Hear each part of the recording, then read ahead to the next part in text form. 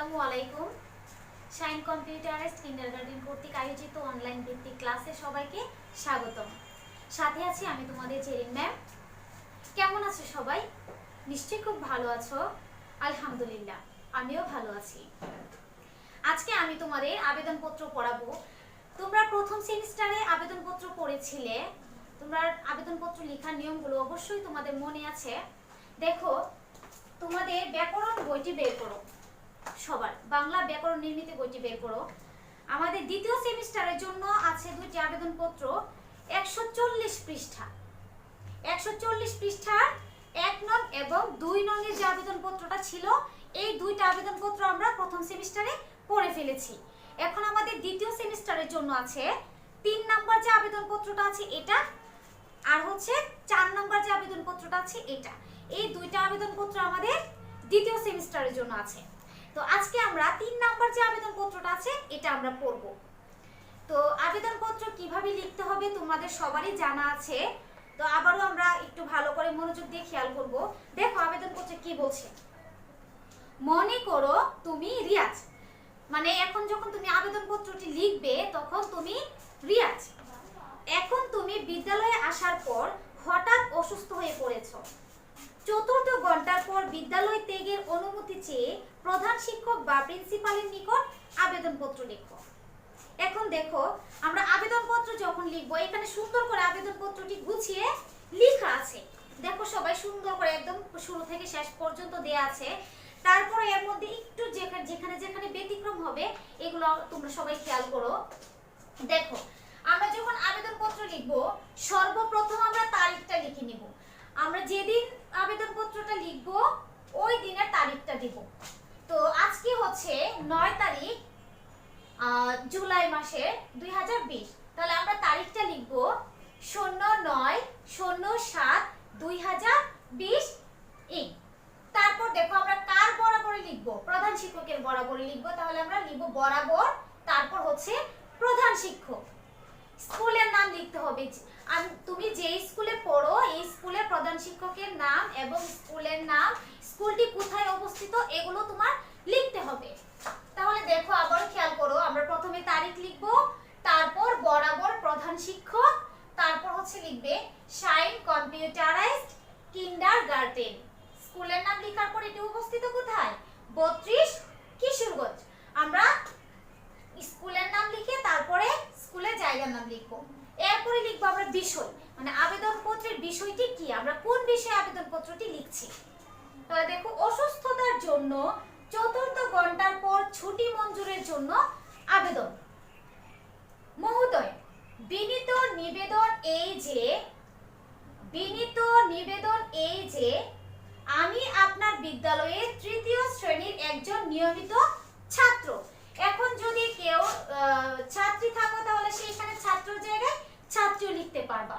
যে ছাত্র সে ছাত্র লিখবে। দেখো, বিনীত নিবেদন এই যে আমি আপনার বিদ্যালয়ের তৃতীয় শ্রেণীর একজন নিয়মিত ছাত্র বা ছাত্রী আজ বিদ্যালয়ে আসার পর হঠাৎ অসুস্থ বোধ করছি। এই অবস্থায় আমি আর শ্রেণীর কাজ চালিয়ে যেতে পারছি না। অতএব দয়া করে চতুর্থ ঘন্টার পর ছুটি মঞ্জুর করে আমাকে বাধিত করবেন। এখানে অতএব যে লাইনটা আমরা শুরু করেছি এই লাইনটা অবশ্যই নিচে থেকে হবে। এই লাইনটা যেখানেই শেষ হোক না কেন এই লাইনের সাথে লেখা যাবে না। এটা কিন্তু আবেদনপত্রে আলাদা একটা স্টেপ। তাহলে আমরা এটা নিচে লিখব, অতএব দয়া করে চতুর্থ ঘন্টার পর ছুটি মঞ্জুর করে আমাকে বাধিত করবেন। তারপর দেখো নিবেদক রিয়াজ, মানে যে এই আবেদনপত্রটি লিখেছে তার নাম হবে। তো এখানে আবেদনপত্রটির মধ্যে দেয়া ছিল যে রিয়াজ, তখন তো তুমি রিয়াজ ছিলে, তো এই জন্য নিবেদক হবে রিয়াজ। তুমি কোন শ্রেণীতে পড়ো? তৃতীয় শ্রেণীতে। তাহলে নাম লেখার পরে শ্রেণীটা আসবে, তারপর শাখা। তো তোমাদের যে 3টা শাখা আছে, তোমরা যে শাখায় পড়ো সেই শাখার নাম এখানে লিখবে। যদি জাভা হয় তাহলে তোমরা জাভা লিখবে, উইন্ডোজ হলে উইন্ডোজ লিখবে, তারপর হচ্ছে ইমেল হলে ইমেল লিখবে। তোমাদের যে শাখায় যে থাকবে সেই শাখা লিখবে। তারপর হচ্ছে রোল। তোমার যে রোল আছে তুমি সে সেই রুল এখানে লিখবে। এভাবে সুন্দর করে তোমরা আবেদনপত্রটি খাতায় লিখবে।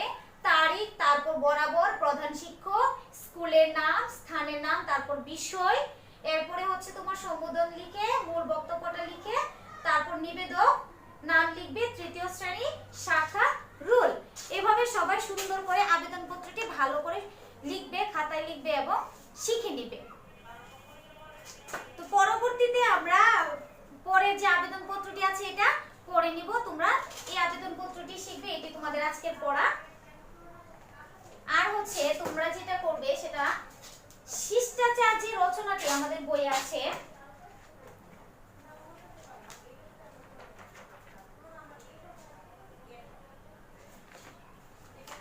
দেখো তোমাদের যে দ্বিতীয় সেমিস্টারের জন্য যে রচনাগুলো আছে এই রচনাগুলোর মধ্যে প্রথম যে রচনাটা এটা হচ্ছে শিষ্টাচার রচনাটি। তোমাদের আজকের পড়া এই আবেদনপত্রটির সাথে তোমরা এই শিষ্টাচার রচনার একটু অর্ধেকটা শিখে নেবে। তো যেহেতু আগামীকাল শুক্রবার ছুটির দিন, এই জন্য তোমাদেরকে একটু পড়া বেশি দিচ্ছি। তোমরা শুক্রবারে যখন পড়া থাকে না, তো এই জন্য তোমরা এই পড়াগুলো বেশি করে শিখে নিবে। তো আজকের পড়াটা সবাই একটু সুন্দর করে লিখো। আবেদনপত্রটা সবাই কিন্তু অবশ্যই যেভাবে লেখা আছে লাইনগুলো, স্টেপগুলো অবশ্যই সুন্দর করে লিখতে হবে।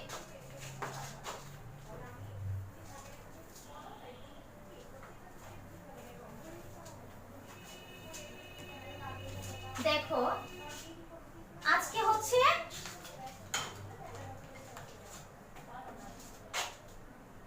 9 তারিখ।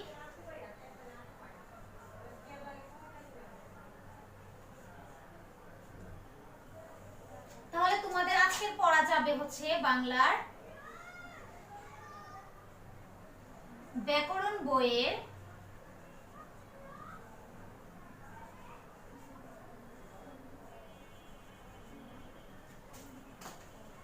140 পৃষ্ঠা 3 নং আবেদনপত্র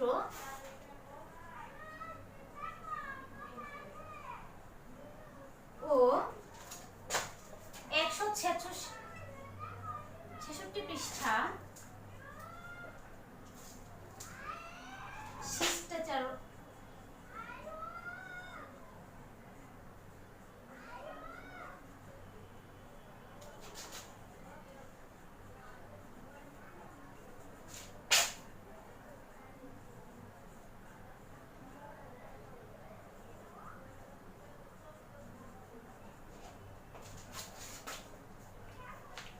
দেখো এখন আমি তোমাদেরকে যে আবেদনপত্রটি পড়ালাম ব্যাকরণ বই 140 পৃষ্ঠা, এই আবেদনপত্রটি সবাই শিখে খাতায় লিখবে। সাথে 166 পৃষ্ঠা যে তোমাদের শিষ্টাচার রচনাটি আছে এই রচনাটিও তোমরা এখানে 4টা স্টেপ শিখবে। সূচনা, তারপর হচ্ছে শিষ্টাচার লাভের উপায়, শিষ্টাচার লাভে পরিবেশের প্রভাব, আর হচ্ছে মানব জীবনে শিষ্টাচারের স্থান। এই 4টা স্টেপ তোমরা শিখবে। আবেদনপত্রটা লিখে তারপরে তোমরা এই রচনার 4টা স্টেপও লিখবে এবং শিখবে। তো দেখো এখানে কি বলছে, শিষ্টাচার। সূচনা। শিষ্ট কথাটির অর্থ সুশীল, ভদ্র বা বিনয়ী, অর্থাৎ মানুষ তার কথাবার্তায়, চালচলনে, আচার আচরণে সৌজন্য ও শালীনতার যে পরিচয় দিয়ে থাকে তাই শিষ্টাচার বা আদব কায়দা। যে এই সকল গুণের অধিকারী তাকে বলে শিষ্টাচারী। শিষ্টাচার মানব চরিত্রের সবচেয়ে বড় গুণ। শিষ্টাচারী লোককে সকলেই ভালোবাসে। তারপর দেখো শিষ্টাচার লাভের উপায়। শিষ্টাচার বা আদব কায়দা শিক্ষার জন্য কোনো অর্থ ব্যয়ের প্রয়োজন হয় না, অথচ এই কথা সত্য যে মানুষ ইচ্ছা করলেই শিষ্টাচারী হতে পারে না। শিষ্টাচারী হওয়ার জন্য মানুষকে সাধনা করতে হয়। শিশুকাল থেকেই একজন মানব সন্তানকে শিষ্টাচার শিক্ষা দিতে হয়। তারপর দেখো আছে শিষ্টাচার লাভে পরিবেশের প্রভাব। শিষ্টাচার লাভ করার ব্যাপারে পারিপার্শ্বিকতা গুরুত্বপূর্ণ ভূমিকা পালন করে। মানে চারপাশের পরিবেশটা অনেক বেশি গুরুত্বপূর্ণ। কারণ চারপাশের পরিবেশ বলতে এখানে বুঝিয়েছে তোমার প্রতিবেশী, তোমার আত্মীয় স্বজন, যারা আশেপাশে বসবাস করে, বড় ছোট সবার মিলে যে একটা পরিবেশ, এই পারিপার্শ্বিকতাকে বুঝিয়েছে। মানে তাদের সাথে তুমি যখন উঠা বসা করবে, চলাফেরা করবে, তখন তাদের আচার আচরণ দ্বারা কিন্তু তুমি প্রভাবিত হবে। তারপর দেখো আছে, একটি শিশু যে পরিবেশে জন্মায় এবং লালিত পালিত হয় তা তার মনে বহুল পরিমাণে ছাপ ফেলে দাগ কাটে। পরবর্তীকালে তার কাজে কর্মে আচার আচরণে এই পরিবেশের শিক্ষা দীক্ষা এবং রীতিনীতি তার চরিত্রে ফুটে ওঠে। তারপর দেখো আছে, মানব জীবনে শিষ্টাচারের স্থান। মানব জীবনে সার্বিক কল্যাণে শিষ্টাচারের স্থান অতি উচ্চে। পৃথিবীর সকল মহামানবের উন্নতির মূলে রয়েছে শিষ্টাচার। শিষ্টাচারী মানুষই পৃথিবীর মানুষকে জয় করতে পারে সহজে। মানুষের যথার্থ পরিচয় মেলে তার শিষ্টাচারে। শিষ্টাচারকে সুষ্ঠুভাবে আয়ত্ত করতে পারলে জীবনে সোনা ফলানো যায়। এভাবে তোমরা সবাই এতটুকু পর্যন্ত এই 4টা স্টেপ ভালো করে শিখে নেবে। তাহলে তোমাদের আজকের পড়া কি, ব্যাকরণ বই থেকে, এই যে ব্যাকরণ বইটি, এই বই থেকে 140 পৃষ্ঠা যে আবেদনপত্রটি পড়িয়েছি, এই আবেদনপত্রটি এবং 166 পৃষ্ঠা যে তোমাদের শিষ্টাচার রচনা আছে, শিষ্টাচার রচনার 4টি স্টেপ ভালো করে শিখে তোমরা খাতা এসডব্লিউ করবে। তো প্রিয় শিক্ষার্থীরা, তোমাদের আজকের পড়া এই পর্যন্তই। সবাই ভালো থাকো, সুস্থ থাকো। পরবর্তী ক্লাসে তোমাদের সাথে আবার দেখা হবে। আল্লাহ হাফেজ। আসসালামু আলাইকুম প্রিয় শিক্ষার্থীরা, আশা করি সবাই খুব ভালো আছো। অনলাইন ক্লাসে তোমাদেরকে স্বাগত জানাচ্ছি। আমাদের সাথে আছি আমি মুশারফ রহমান। আজকে আমরা পড়ব, গত 2টি ক্লাসে আমরা পড়েছিলাম হচ্ছে জেন্ডার কাকে বলে, জেন্ডার কত প্রকার ও কি কি, প্রত্যেকটির সংজ্ঞা সহ উদাহরণ শিখেছি আমরা। আজকে আমরা পড়ব হচ্ছে জেন্ডার চেঞ্জিং জেন্ডার, অর্থাৎ হচ্ছে লিঙ্গ পরিবর্তন। তোমার পরীক্ষায় এটাও আসতে পারে, আবার জেন্ডার কাকে বলে, কত প্রকার ও কি কি, এটাও আসতে পারে। তাহলে আজকে চলো আমরা পড়ি জেন্ডার পরিবর্তন করব। তো তোমার বইয়ে দেখো, তোমার যে ফাংশনাল বইটি আছে, সবাই এটি বের করো। Functional English for the kinds class 3, এই বইটি নিশ্চয়ই সবার আছে, সবাই এই বইটি বের করো। বইয়ের 72 পৃষ্ঠায়, 71-70 পৃষ্ঠায় দেখো, এখানে নিচে আছে হচ্ছে ম্যাসকিউলিন থেকে ফেমিনিনে রূপান্তর করার নিয়ম। দেখো, আমরা কিন্তু শিখেছি জেন্ডার 4 প্রকার। কি কি শিখেছি? Masculine gender, feminine gender, common gender এবং নিউট্রাল জেন্ডার। ম্যাসকিউলিন জেন্ডার অর্থ হচ্ছে পুংলিঙ্গ এবং ফেমিনিন জেন্ডার অর্থ হচ্ছে স্ত্রীলিঙ্গ, কমন জেন্ডার অর্থ হচ্ছে উভয়লিঙ্গ এবং নিউট্রাল জেন্ডার অর্থ হচ্ছে ক্লিবলিঙ্গ। তাহলে দেখো, আজকে আমরা জেন্ডার পরিবর্তন সাধারণত ম্যাসকিউলিন থেকে ফেমিনিন হয়, ঠিক আছে? আমরা আজকে জেন্ডার পরিবর্তন করব। দেখো, এখানে কোনো রুলস নেই, এগুলো তোমাকে শিখতে হবে। যেমন পুংলিঙ্গ থেকে স্ত্রীলিঙ্গ, যেমন ধরো প্রথমেই আছে হচ্ছে ব্যাচেলর। ব্যাচেলর অর্থ হচ্ছে অবিবাহিত পুরুষ, আর এটার ফেমিনিন রূপ হচ্ছে মেড অথবা স্পিনস্টার, অর্থ হচ্ছে অবিবাহিতা। তারপরে দেখো, বয় অর্থ হচ্ছে বালক, আর ফেমিনিন হচ্ছে গার্ল, ঠিক আছে? এগুলো তোমাকে মুখস্থ করতে হবে, ঠিক আছে? এগুলো তুমি নিয়ম অনুযায়ী পড়ে তুমি পারবে না, ঠিক আছে? এখন দেখো, তোমার পরীক্ষায় কিভাবে আসবে সেটা আমাদেরকে জানতে হবে। আমরা জানি কি, ম্যাসকিউলিন জেন্ডার থেকে ফেমিনিন জেন্ডার রূপান্তর বা ফেমিনিন জেন্ডার থেকে ম্যাসকিউলিন জেন্ডারে রূপান্তর কয়েকটা ভাবে আসতে পারে। যেমন ধরো, প্রথমেই আমি লিখছি হচ্ছে ম্যাসকিউলিন জেন্ডারকে জেন্ডার থেকে ফেমিনিন জেন্ডারে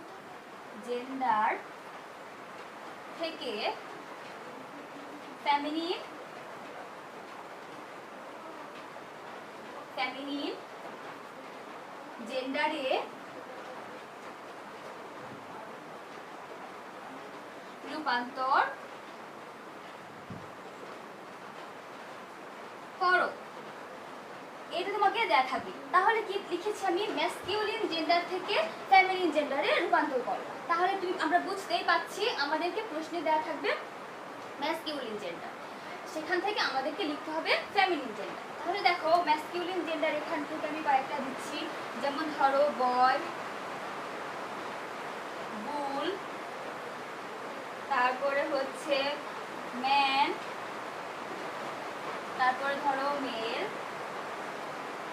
তারপরে ধরো কি, ঠিক আছে? এরকম ভাবে 5টি তোমাদেরকে দেয়া থাকবে। তাহলে আমি এগুলো কি আমাদেরকে কি করতে হবে? অর্থ শিখতে হবে। তাহলে অর্থ শিখলে আমরা কি করতে পারবো? ম্যাসকিউলিন জেন্ডার নাকি ফেমিনিন জেন্ডার সেটা খুব সহজে ধরতে পারবো। ঠিক আছে? এখন দেখো বয় অর্থ হচ্ছে বালক, তাহলে এটা ম্যাসকিউলিন জেন্ডারে পড়ছে। বুল অর্থ হচ্ছে ষাঁড়, এটাও একটা ম্যাসকিউলিন জেন্ডারে পড়ছে। ম্যান মানুষ, ম্যাসকিউলিন জেন্ডার। মেল পুরুষ, ম্যাসকিউলিন জেন্ডার। কিং রাজা, ম্যাসকিউলিন জেন্ডার। এখন আমাদেরকে কি করতে রূপান্তর করতে বলা হচ্ছে? ফেমিনিন জেন্ডারে রূপান্তর করতে বলা হচ্ছে। তাহলে আমরা কিভাবে পরীক্ষার খাতায় লিখবো দেখো। তাহলে পরীক্ষার খাতায় ধরো এটা 1 নম্বর প্রশ্ন, পরীক্ষায় আসলে এভাবে।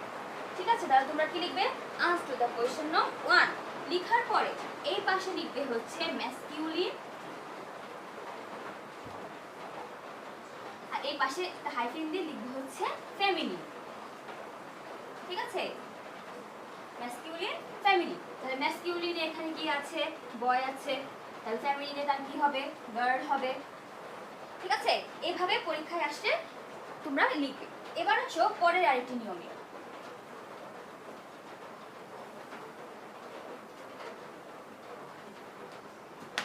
এবার তোমাকে দিল ফেমিনিন জেন্ডারকে ম্যাসকিউলিন জেন্ডারে রূপান্তর করো, উল্টিয়ে দিল। ঠিক আছে? দেখো ফেমিনিন জেন্ডারকে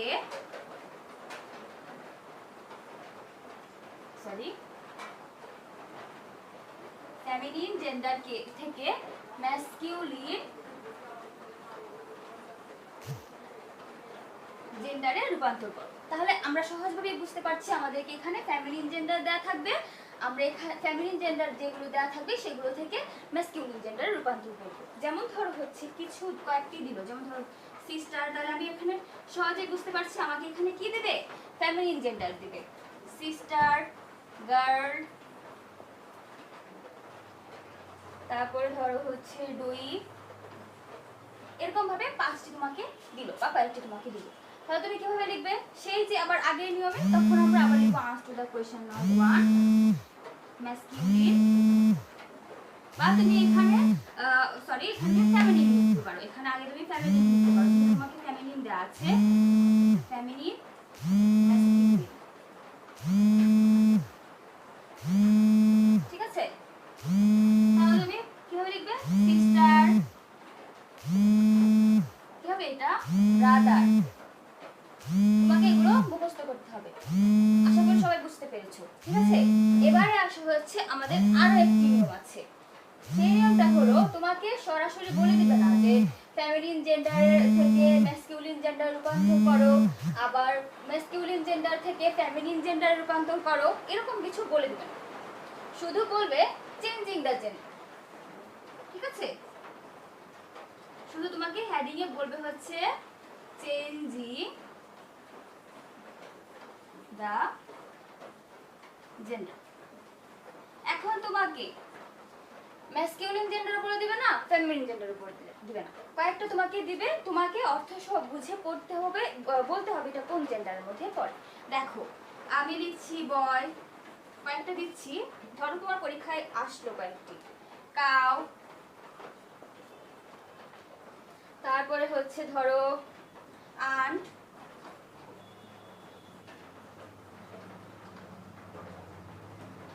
তারপরে হচ্ছে স্যার, ডগ,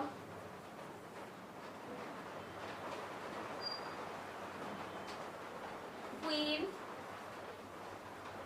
ঠিক আছে? এভাবে তোমাকে 6টি দিল বা কয়েকটি দিল। তাহলে এখন কিন্তু আমরা জানি না এখানে কোনটা এখন কিন্তু আমাদেরকে এখানে ফিক্সড করে দেয়া নেই কোনটা ম্যাসকিউলিন জেন্ডার কোনটা ফেমিনিন জেন্ডার। তাহলে এখন আমাদেরকে কি করতে হবে? এখানে feminine gender masculine gender mixed করে দেয়া আছে। তাহলে আমাদের আনসারে লিখতে হবে আনসার টু দ্য কোয়েশ্চেন নং 1। তাহলে তুমি এই পাশে লিখবে হচ্ছে ম্যাসকিউলিন, আর এই পাশে হচ্ছে ফেমিনিন।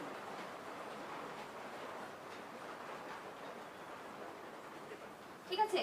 তাহলে দেখো বয় অর্থ হচ্ছে বালক, তাহলে বালক কোন জাতি? পুরুষ জাতি। পুরুষ জাতি হলে কি হয়? ম্যাসকিউলিন জেন্ডার হয়। ঠিক আছে? তাহলে আমরা এটা কি লিখবো? ফেমিনিন জেন্ডার লিখবো হচ্ছে উত্তরে গার্ল। তারপরে আসে হচ্ছে কাউ। কাউ কি?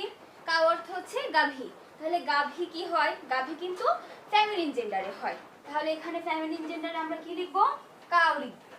তাহলে এখানে ম্যাসকুলিন জেন্ডারের আনসারটা কি হবে বলো? অক্স হবে। ঠিক আছে, অক্স অর্থ হচ্ছে ষাঁড়। ষাঁড় কিন্তু পুরুষ জাতি বোঝায়, বা বুলও দিতে পারো তুমি। ঠিক আছে, এভাবে তোমার পরীক্ষায় আসবে, বেশিরভাগ এরকম ভাবে আসে। ঠিক আছে, তাহলে আমাদেরকে কি করতে হবে? আমাদেরকে ভালো করে জেন্ডার পরিবর্তনগুলো মুখস্থ করতে হবে। ঠিক আছে, যদি মুখস্থ না পারি তাহলে কিন্তু আমরা এভাবে পরীক্ষায় আনসার করতে পারবো না। এবং সবথেকে বেশি খেয়াল রাখবে হচ্ছে বানানগুলো। বানানগুলো যদি ভুল না করো তাহলে কিন্তু আর উত্তরটা যদি হয় তাহলে তুমি খুব ভালো বেশি নাম্বার পাবে। ঠিক আছে, তাহলে তোমাদের পড়া থাকলে হচ্ছে আমাদের পড়া থাকলো, সবাই একটু ডায়েরিতে পড়া লিখো।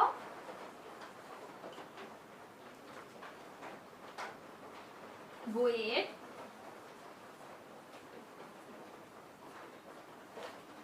যেহেতু তোমরা অনেকদিন পড়ার সুযোগ পাও, 70 থেকে 73 পেজের, এটা নিশ্চয়ই বুঝতে পারছো, গ্রামার বইয়ের 70 থেকে 73 নাম্বার পেজ এর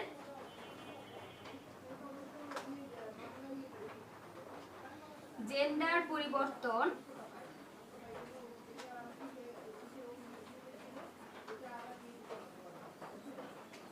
শিখা অবশ্যই খাতায় লিখবে। যদি না লিখো তাহলে কিন্তু মনে থাকবে না। ঠিক আছে, তাহলে আমাদের কি করতে হবে? শিখার পাশাপাশি লিখতে হবে। তাহলে দেখো, বইয়ের 70 থেকে 73 নাম্বার পেজের জেন্ডার পরিবর্তন শিখা এবং লেখা, অর্থাৎ এতটুকু পর্যন্ত, এই পৃষ্ঠায় এবং এই পৃষ্ঠায়, এগুলো কিন্তু খুব সহজ। ঠিক আছে, আশা করি সবাই আজকে আলোচনা খুব ভালো করে বুঝতে পেরেছো।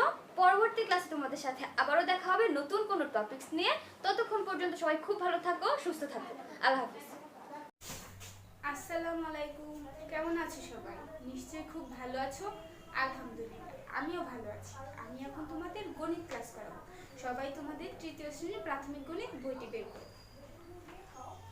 গত ক্লাসে আমরা 68 পৃষ্ঠার 69 পৃষ্ঠার 1 নাম্বার অঙ্ক করেছিলাম। আজকে আমরা 2 নাম্বার থেকে অঙ্ক করা শুরু করব। দেখো 2 নাম্বারে কি আছে। একটি শ্রেণীতে 45 জন শিক্ষার্থী আছে। একটি শ্রেণীতে কতজন শিক্ষার্থী আছে? 45 জন। প্রতি বেঞ্চে 5 জন করে শিক্ষার্থী বসতে পারে। প্রতি বেঞ্চে কতজন শিক্ষার্থী বসতে পারে? 5 জন করে। তাদের বসার জন্য কয়টি বেঞ্চের প্রয়োজন? দেখো, একটি শ্রেণীতে শিক্ষার্থী আছে 45 জন। প্রতি বেঞ্চে কতজন করে বসে? 5 জন। তাহলে তাদের বসার জন্য কয়টি বেঞ্চের প্রয়োজন? দেখো, অঙ্কটা যদি আমরা করি এইভাবে, 2 নাম্বার, 5 জন শিক্ষার্থী বসে,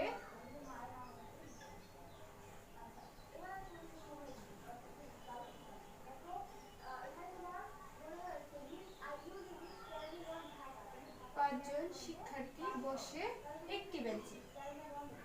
আমরা কি লিখলাম? 5 জন শিক্ষার্থী কতটি বেঞ্চে বসে? একটি বেঞ্চে। এখন দেখো, এখানে কতজন দেওয়া আছে? শিক্ষার্থী আছে 45 জন। তাহলে আমরা লিখব, সুতরাং 45 জন শিক্ষার্থী বসে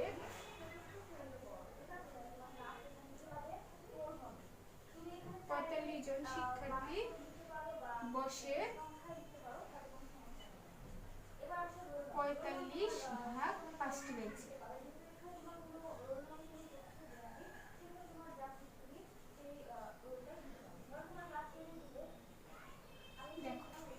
এখন 45কে 5 দিয়ে ভাগ দিতে হবে। এখানে তাহলে ভাজ্য কত? ভাজ্য হচ্ছে 45 আর ভাজক হচ্ছে 5। তাহলে আমরা কত নামতা করব? 5 এর নামতা করব। দেখো, অঙ্কটা আমরা নিচে যদি এভাবে করি, এখানে 5 45, এখন আমরা 5 এর নামতা করব। 5 এর নামতা 45 এর মধ্যে কতবার যায় সেটাই দেখব।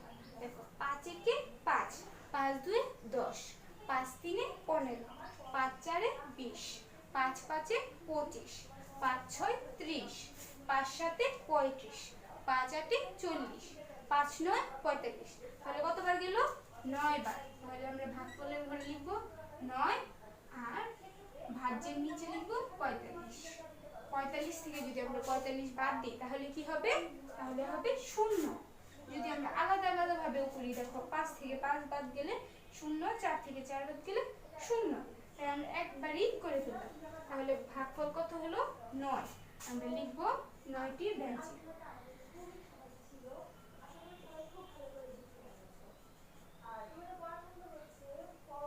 দেখো এখন তাহলে 45 জন শিক্ষার্থী কয়টি বেঞ্চে বসতে পারে?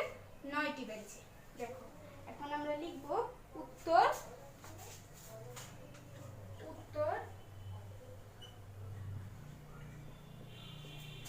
9টি বেঞ্চ।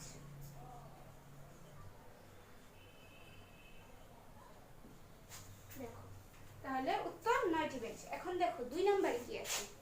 48টি পেয়ারা 6 জনের মধ্যে সমানভাবে বিতরণ করা হলো। কয়জনের মধ্যে বিতরণ করা হলো? 6 জনের মধ্যে। প্রত্যেকে কয়টি করে পেয়ারা পেল? দেখো তোমার কাছে 48টি পেয়ারা আছে, এখন তুমি 6 জনের মধ্যে তা বিতরণ করবে। তাহলে কি করে লিখতে হবে? দেখো আমরা লিখব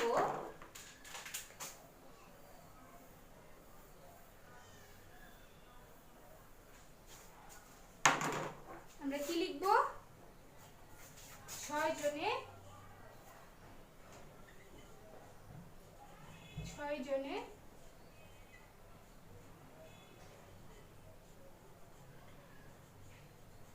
পেয়ারা পেল কতটি? 48টি। 48টি পেয়ারা আমরা কত জনের মধ্যে বিতরণ করেছি? 6 জনের মধ্যে। তাহলে 6 জনে পেয়ারা পেল 48টি। সুতরাং একজনে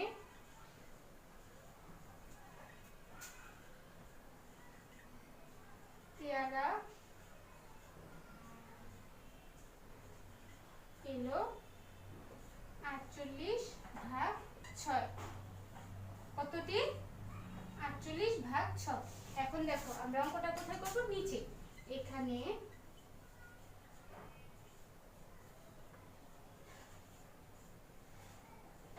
দেখো আমরা যদি এইভাবে অঙ্ক করি তাহলে আমরা এখানে ভাজ্য হচ্ছে 48, 6 হচ্ছে ভাজক। আমরা 6 এর নামতা করব। 6 একে 6, 6 2 12, 6 3 18, 6 4 24, 6 5 30, 6 6 36, 6 7 42, 6 8 48। তাহলে 8 কত? 6 48 কতবার হলো? 8 বারে। তাহলে আমরা লিখব 6 8 48। 48 থেকে যদি আমরা 48 বাদ দিই তাহলে কত হবে? 0। তাহলে কত বের হলো? একজনে পেয়ারা পেল কতটি? 8টি। উত্তর প্রত্যেকে কয়টি করে পেয়ারা পেল? উত্তর 8টি করে পেয়ারা পেল। তাহলে আমরা লিখব উত্তর 8টি। দেখো এখন আমরা 4 নম্বর অঙ্কটা করব। সবাই নিশ্চয়ই অঙ্কটা ভালো করে বুঝেছো। এখন দেখো 4 নম্বরে কি আছে? একটি কলার দাম 6 টাকা। একটি কলার দাম কত টাকা? 6 টাকা। 90 টাকায় এরূপ কয়টি কলা কিনতে পারবে? তাহলে আমরা লিখব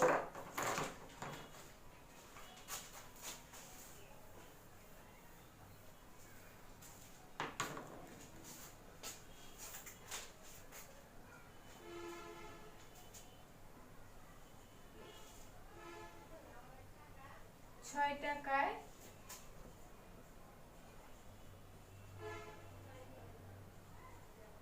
কলা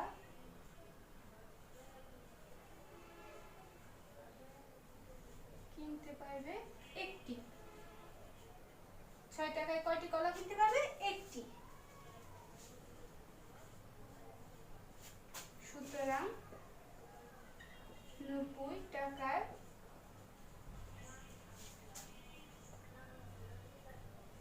কলা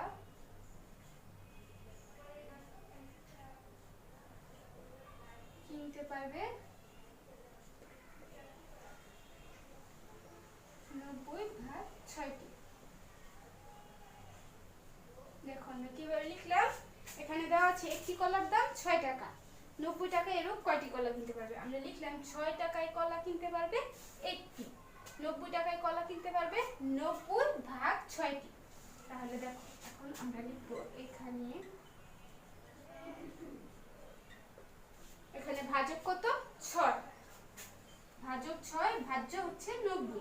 তাহলে আমরা লিখব 6 ভাগ 90। এখন দেখো তো 6 থেকে 9 বড় সংখ্যা, তাই 6 থেকে 9 এর মধ্যে কতবার যায় আমরা দেখব। 6 একে 6, যেহেতু এটা বড় সংখ্যা তাই এককের দশকের ঘর দিয়ে আমাদের কাজ করতে হবে। 6 একে 6, 9 থেকে 6 বাদ গেলে হবে 3, কত হবে 3। আর উপরে যে ভাজ্যের ঘরে এককের ঘরে যে শূন্যটা আছে সেটা আমরা নিচে আনি, তাহলে কত হলো 30। এখন দেখব 6 30 এর মধ্যে কতবার যায়।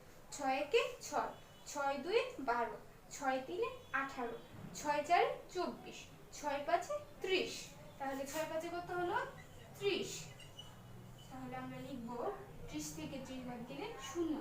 তাহলে 90 টাকায় কলা কিনতে পারবে কতটি 15টি। 90 টাকায় কলা কিনতে পারবে কতটি 15টি। আমরা লিখব 15টি। দেখো 90 টাকায় এরকম কয়টি কলা কিনতে পারবে, উত্তর কত হবে 15টি। উত্তর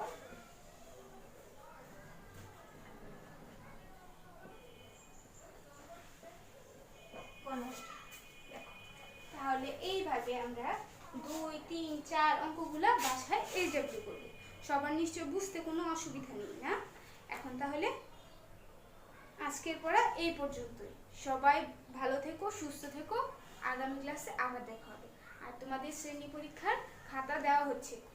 গত বৃহস্পতিবারে সবাইকে খাতা দেওয়া হয়েছে। যারা খাতা পাও নাই তারা এই বৃহস্পতিবারে স্কুল থেকে এসে শ্রেণী পরীক্ষার রেজাল্ট কালেক্ট করে নেবে। সবাই ভালো থাকো, সুস্থ থাকো। আগামী ক্লাসে আবার দেখা হবে।